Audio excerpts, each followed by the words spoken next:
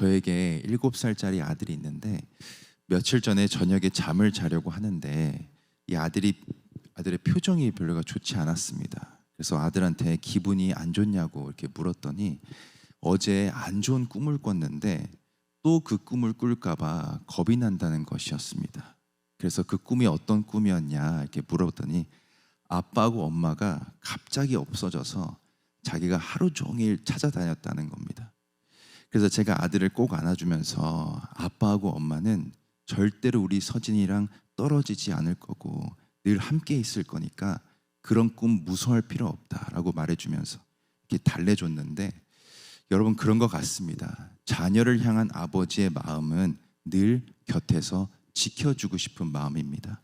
그래서 혹여나 자녀가 무서워하고 두려워하면 늘 아빠가 옆에 있다는 것을 기억했으면 좋겠고 무서워하지 않았으면 하는 것이 아버지의 마음입니다.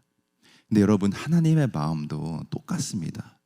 하나님은 그의 자녀들이 한 가지만 기억하기를 원하시는데 하나님이 늘 곁에서 지켜주고 계시고 함께하고 계시고 늘 보호하고 계신다는 것입니다. 그래서 혹여나 두려워하는 마음이 생기고 또 걱정, 근심이 앞서게 되면 함께 계신 하나님을 붙들고 그 상황을 이겨내기를 원하시는 것이 하나님의 마음입니다. 근데 인간이 참 연약하고 또 나약하다 보니까 두려움이 찾아오게 되고 걱정, 근심이 생기게 되면 시선을 돌려서 다른 것을 바라볼 때가 많습니다. 출애굽한 이스라엘 백성들이 광야에 있을 때 하나님이 모세를 시내산으로 불러서 십계명을 주시고 언약을 맺으시는 장면이 나옵니다. 이 언약이라는 것은 하나님이 이스라엘 백성들에게 내가 너희와 항상 함께 할 것이다, 이것을 보여주는 증표 같은 것이었는데, 시내산 위에 올라가서 모세가 긴 시간 동안 내려오지 않게 되자 이스라엘 백성들이 걱정하기 시작합니다. 그리고 결국 시선을 금송아지에게로 돌려서 그것을 붙들고 의지하게 되는데, 이것이 연약한 우리의 모습입니다. 오늘 본문도 그것을 보여주고 있습니다. 먼저 우리 19절을 다시 보면 내가 스스로 말하기를 내가 어떻게 하든지 너를 자녀 중에 두며 허다한 나라 중에 아름다운 산업인 이 낙토를 내게 주리라 하였고, 내가 다시 말하기를 너희가 나를 나의 아버지라 하고 나를 떠나지 말 것이니라 하였노라. 먼저 이스라엘을 향한 하나님의 마음을 보여주고 있습니다. 내가 스스로 말하기를 내가 어떻게 하든지 너를 자녀 중에 두며, 그러니까 하나님은 어떻게 하든지 그의 자녀들을 곁에 두고 싶어 하신다는 겁니다. 그들이 어떤 상황을 만나도 또 혹여나 두려운 마음이 찾아와도 하나님이 날개 그늘 아래 그들을 지키시고 보호하고 계신다는 것을 이스라엘 백성들이 알기를 원하신다는 겁니다. 또 이어서 보면 허다한 나라 중에 아름다운 산업인 이 낙토를 내게 주리라. 그러니까 가장 귀하고 가장 아름답고 가장 선한 것을 이스라엘 백성들에게 주기를 원하신다고 말씀하고 있습니다. 또 이어서 너희가 나를 나의 아버지라 하고 나를 떠나지 말 것이니라. 어떠한 상황 속에서도 아버지와 자녀의 관계에서 벗어나지 않기를 원하시는 것이 하나님의 마음이라는 겁니다. 이것이 바로 이스라엘을 향한 하나님의 마음이었습니다. 근데 연약한 이스라엘 백성들이 어떻게 했는가? 이어지는 20절을 보면 그런데 이스라엘 족속아, 마치 아내가 그 남편을 속이고 떠남같이 너희가 정령이 나를 속였느니라. 여호와의 말이니라. 그러니까 하나님만 바라보고 하나님의 날개 그늘 아래 머물면서 아버지와 아들의 관계를 유지하기를 원하셨는데 이스라엘 백성들은 마치 아내가 그 남편을 속이고 떠남같이 하나님을 배신했다는 겁니다. 여기서 아내가 남편을 속이고 떠났다는 것은 몸과 마음이 다 떠나갔다는 것을 의미합니다. 이스라엘 백성들이 하나님만 바라보고 하나님과의 그 깊은 관계 안에 머물러 있어야 했는데 몸과 마음이 다른 우상에게 완전히 빼앗긴 상태가 되었다는 것입니다. 그리고 21절에 보면 소리가 자산 위에 들리니 곧 이스라엘 자손의 애곡하며 간구하는 것이라. 그들이 그 길을 굽게 하며 자기 하나님 여호와를 잊어버렸음이로다. 그러니까 산 위에서 이스라엘 백성들의 그 애곡하는 소리, 또 간구하는 소리가 들리는데 보니까 이것은 자기 하나님 여호와를 잊어버린 애곡과 간구라고 말하고 있습니다. 이게 무엇을 뜻하는가?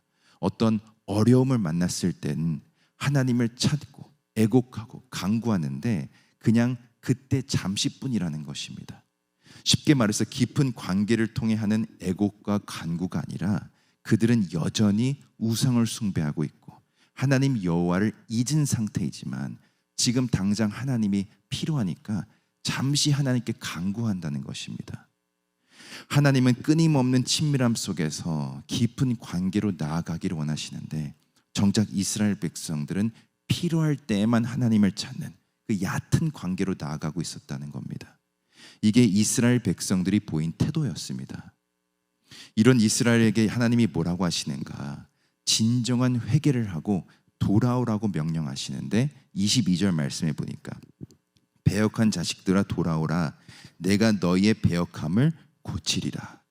여기서 이 돌아오라는 것은 회개하라는 겁니다. 회개하고 하나님께서 원하시는 그 깊은 관계로 돌아오라고 말씀하고 있습니다. 그러면서 4장 1절부터 4절까지 진정으로 돌아오는 것이 뭔지, 그러니까 진정으로 회개하는 것이 뭔지를 말씀해 주고 있습니다. 그러니까 회개는 입술로만 자기의 잘못을 말하거나 뭐 잠시 필요할 때만 하나님을 찾는 그런 것이 아니라 반드시 회개에 따른 합당한 열매가 나타나야 된다는 겁니다. 그러면서 하나님과의 관계로 돌아오기 위한 진정한 회개가 무엇인지를 말씀해 주는데 먼저 4장 1절에 보면 여호와께서 가라사대 이스라엘아 내가 돌아오려거든 내게로 돌아오라. 내가 만일 나의 목전에서 가증한 것을 버리고 마음이 요동치 아니하며. 그러니까 참된 회개에는 반드시 합당한 열매가 나타나야 되는데 그 첫 번째가 바로 가증한 것을 버려야 한다고 말씀하고 있습니다. 그러니까 하나님보다 더 섬기고 하나님보다 더 붙들고 있는 그 가증한 것을 반드시 내려놓아야 한다는 것입니다.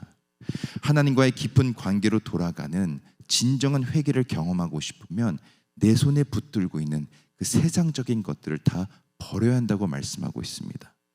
복음서에도 보면 예수님께서 좁은 길을 가야 한다, 좁은 문을 통과해야 한다 말씀하시는데 우리가 주님을 따르는 삶으로 나아가기 위해서는 좁은 길을 걸어가야 됩니다. 근데 이 좁은 길을 걸어가기 위해서 반드시 해야 되는 것이 있는데 우리 손에 쥐고 있는 것들을 내려놓는 것입니다. 왜냐하면 손에 이것저것 들고 가게 되면 내 몸 하나 간신히 들어가는 그 좁은 길을 통과하지 못하게 되기 때문입니다. 오늘 말씀에서도 너희들이 진정한 회개를 통해 하나님께 돌아오고 싶으면 하나님보다 더 우선으로 여기는 그 너희 손에 쥐고 있는 것들을 다 내려놓으라고 말씀하고 있습니다. 두 번째는 1절 하반절에 보니까 마음이 요동치 아니해야 한다라고 말씀하고 있습니다. 여기서 쓰인 요동한다는 것을 원어로 보면 이리 뛰고 저리 뛰고 갈팡질팡하는 모습이라고 나옵니다. 여러분 구약에 보면 요시야 왕이 통치하던 시대에 종교 개혁이 일어나게 됩니다. 그래서 우상을 섬기고 있던 이스라엘 백성들이 다시 하나님께로 돌아오는 장면이 나오는데 당시 이스라엘 백성들의 삶을 우리가 자세히 들여다보면 진정한 회개를 통한 돌이킴이 아니었습니다. 표면적으로는 우상들이 제거되고 온 나라가 회개한 것처럼 보였지만 뒤에서 몰래 우상들을 섬기면서 갈팡질팡하는 것이 이스라엘 백성들의 모습이었습니다. 이렇게 겉으로는 회개하는 것처럼 보이고 하나님께 돌아간 것처럼 보이지만 속으로는 여전히 마음이 흔들리고 요동하고 갈팡질팡하는 것을 가리켜서 진정한 회개가 아니라고 말씀하고 있습니다. 마음으로도 두 주인을 섬기지 않고 오직 하나님만 섬기는 것이 진정한 회개라는 것입니다. 그래서 3절에 보면 나 여호와가 유다와 예루살렘 사람에게 이같이 이르노라 너희 묵은 땅을 갈고 가시덤불 속에 파종하지 말라 말씀합니다. 여기서 묵은 땅은 옛 마음을 상징합니다. 마음으로 섬기고 있던 그 우상들과 우리의 옛 마음을 반드시 갈아엎어야 가시덤불 속에 파종하는 그 어리석음을 범하지 않게 된다는 겁니다. 여러분 우리의 마음이 요동하지 않고 하나님과 우상 사이에서 갈팡질팡하지 않으려면 묵은 땅을 반드시 기경해야 됩니다. 날마다 말씀을 통해 우리의 죄를 발견해서 끊임없이 갈아엎어야 진정한 회개가 일어나게 되는 것입니다. 그래서 4절에 어떤 표현이 나오냐면 유다인과 예루살렘 거민들아 너희는 스스로 할례를 행하여 너희 마음 가죽을 베고 나 여호와께 속하라. 당시 이스라엘 백성들은 겉으로 드러나는 할례가 중요하다고 여겼지만 그게 전부가 아니라는 겁니다. 겉에 있는 가죽만 베는 것이 아니라 너희 마음 가죽을 베고 하나님께 속하라고 말씀하고 있습니다. 끊임없이 튀어나오는 우리의 옛 모습들을 계속적으로 갈아엎어서 마음의 할례를 받아야 진정한 하나님께 속한 인생이 된다는 것입니다. 사랑하는 성도 여러분, 우리가 이 세상 살아갈 때 우리의 힘으로 살려고 그러고 우리의 능력 의지하게 되면 금방 지치게 되고 두려움에 휩싸이게 됩니다.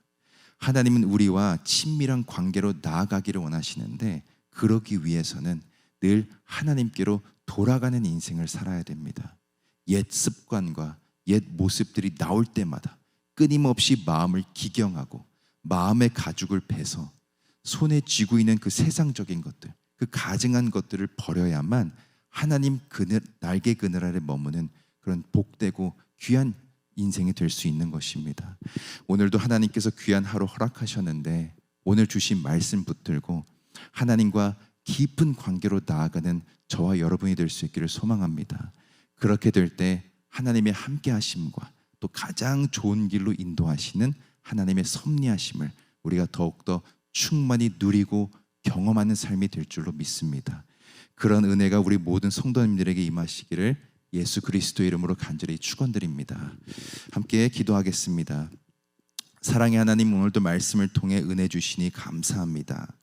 저희들 늘 하나님과 친밀한 관계로 나아가기를 원하오니 손에 쥐고 있는 가증한 것들을 버리게 하시고 날마다 묵은 땅을 기경하는 저희들 되게 하여 주옵소서. 그리하여 날마다 하나님께로 돌아가는 인생 되고 하나님의 날개 그늘 아래 머물면서 주님이 주시는 은혜와 평강을 누리게 하여 주옵소서. 오늘도 하나님께 간절히 또 기도하는 백성들 기억하여 주시고 모든 간구와 기도가 하나님께 상달되게 하셔서 하나님의 뜻 안에서 다 응답되는 은혜가 있게 하여 주옵소서. 특별히 몸이 아프신 권속들 붙들어 주셔서 모든 병마가 떠나가게 하여 주시고 병의 근원이 마르는 역사가 있게 하여 주옵소서. 모든 것 주님께 맡겨드리며 살아계신 예수 그리스도의 이름으로 간절히 기도드립니다. 아멘. 주기도문으로 기도회를 마치겠습니다. 하늘에 계신 우리 아버지여, 이름이 거룩히 여김을 받으시오며 나라의 임하옵시며 뜻이 하늘에서 이루어진 것 같이 땅에서도 이루어지이다. 오늘날 우리에게 이루할 양식을 주옵시고 우리가 우리에게 죄진 자를 사하여 준 것 같이 우리 죄를 사하여 주옵시고 우리를 시험에 들게 하지 마옵시고 다만 악에서 구하옵소서. 대개 나라와 권세와 영광이 아버지께 영원히 있사옵나이다.